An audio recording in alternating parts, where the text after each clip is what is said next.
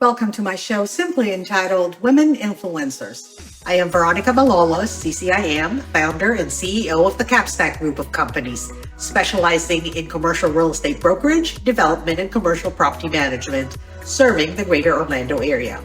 This week, we have the 7th installment of the compiled questions that my guests have asked me in the past.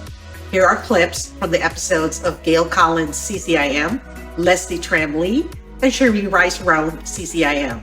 Please don't forget to hit that thumbs up button and subscribe below. I welcome your comments and please share with someone who can benefit from this podcast. So just having some interaction with you over this past several years, and I'm so thankful for you and being on my committees and stepping up and asking questions when nobody else will.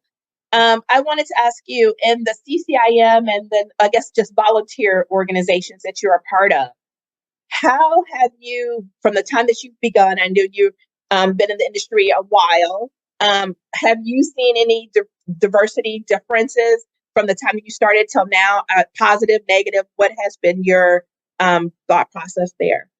Well, thank you for the question. It's such an important question, so I appreciate that.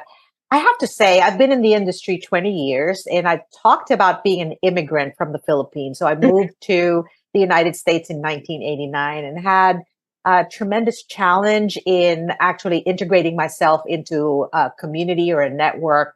And I've always talked about how the Realtor Association and also CCIM has actually grown to be the family that actually helped my career. And I will tell you that I have observed from 2 decades ago to now, the progress that we're having. And that's why I think it's so important for someone like you, for instance, to be that role model, because other people who might have this feeling of anxiety to enter into a circle, right? They look at you and they think, well, if she can do it, I can do it too. And that's really where I think that the more we have people like you and myself who's doing this podcast and other women, for instance, that have been putting a lot of energies into being out there and making sure that they're a role model, I think adds to the progress of what we see. And like you said, I would say that I have encouraged a lot of other women, for instance, and diverse women have a seat at the table. And when they do, to speak up, because if the other side of the table don't really know what we're thinking, how could progress be made?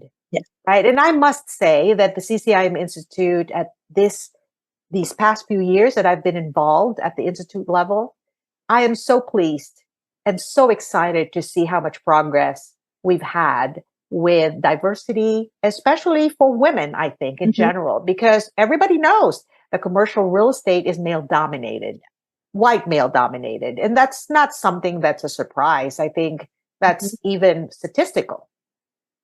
And so, yes, I have seen quite a bit of diversity, and I there's a lot more work to be done. Exactly. And I'll tell you, Gail, that you have been someone, because of your big role in CCIM, that I'm sure a lot of women are inspired by. So thank you for all the work that you do.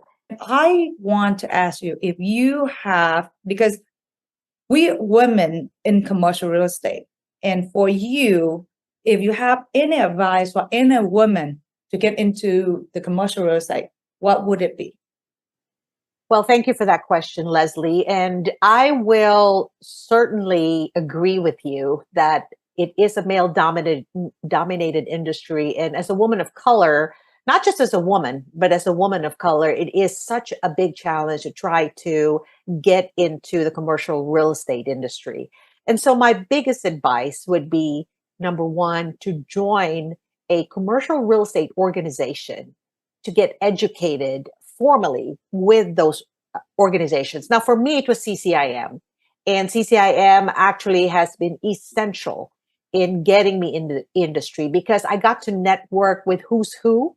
And when you become a member of that family, you certainly are able to reach out, and they recognize that you are also trying to break into the industry. And so it is a little bit easier to seek out a mentor because of that organization that you have joined. Now, it's not just CCIM. there's NAIOP, which is a development organization. There's ICSC, which is a retail organization. There is SIOR, which is an industrial, and so many others. And I know that for you, it was ARIA, or the Asian American Real Estate Association, but they might not necessarily have a formal commercial real estate education program. And so my advice would be to go to organizations that are absolutely exclusively in commercial real estate. That's number one. And number two would be seek a mentor. Now, in your case, of course, you're an immigrant, I'm an immigrant, but you had certainly, I will say the word suffer, right? You had suffered so much more than I did, because I'm an immigrant, but only because of divorce. But you're an immigrant because of the challenges that happened with your country.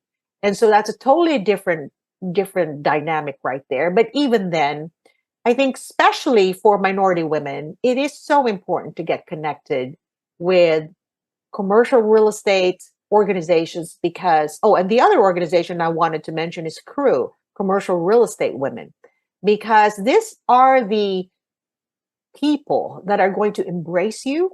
They're going to help you, and they will certainly be so very valuable in making sure that you can achieve your goals in commercial real estate. But what was the changing moment that said to you, I want to get into commercial real estate. I'm a residential agent and I want to step into commercial real estate. What was that motivation and moment? So I'll be honest with my answer, and thank you for the question. I think a lot of people have asked me that, but I was fortunate enough for a door to be open to me to step into commercial real estate. So, and I've spoken about that in other podcast interviews about how I transitioned into commercial real estate. And of course, that involved, number one, the door that was open to me, and number two, the mentors that actually helped me transition. And of course, CCIM as a provider of really the top-notch education in commercial real estate. But I will tell you about commercial real estate and me, as far as it being the best fit, right? So when people come to me and say, should I do commercial real estate or should I stay in residential?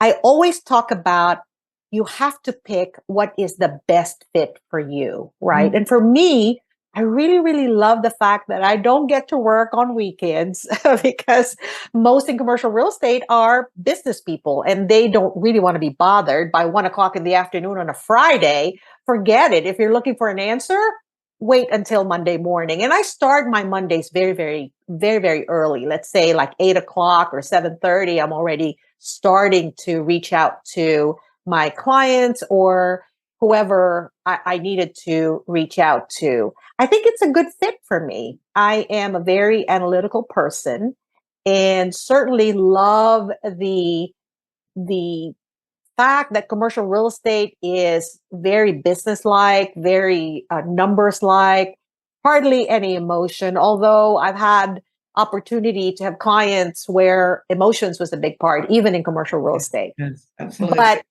But I love that. And I think that when and if someone, for instance, in the audience asks themselves, is this the right move for me?